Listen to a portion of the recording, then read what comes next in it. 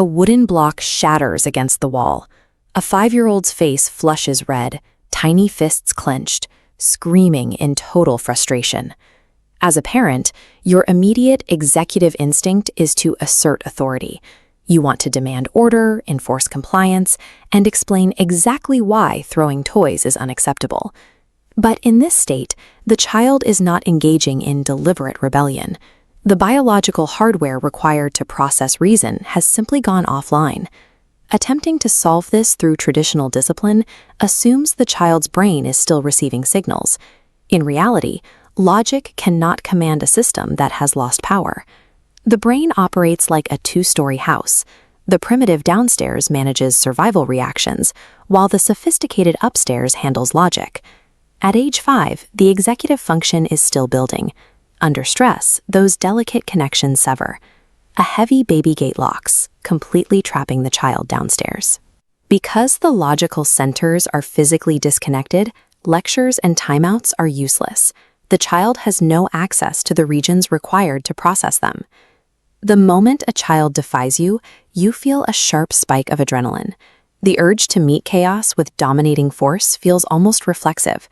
This is the low road, an altered state of processing where your own prefrontal cortex disengages, suspending your capacity for empathy and self-reflection. Defiance often acts as a trigger for a parent's own unresolved history or past emotional baggage, turning a simple tantrum into a personal threat. When an adult loses their own emotional architecture in these moments, they escalate the crisis, leaving the child without a regulated nervous system to mirror.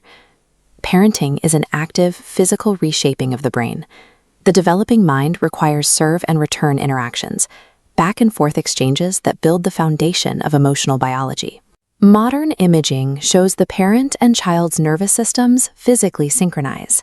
The adult's steady frequency pulls the child's erratic waves into a matching rhythm. This attuned interaction adds protective molecular markers to the child's DNA, influencing stress response genes. Smart leadership requires reflective functioning.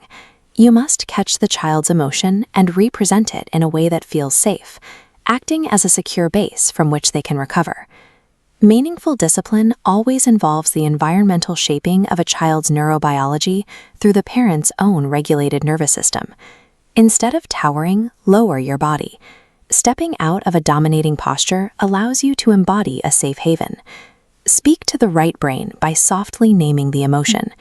Naming the storm without judgment bypasses the need for logic and establishes an immediate connection.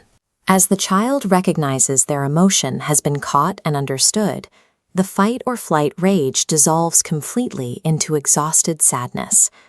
In this embrace, you are lending the child your mature prefrontal cortex.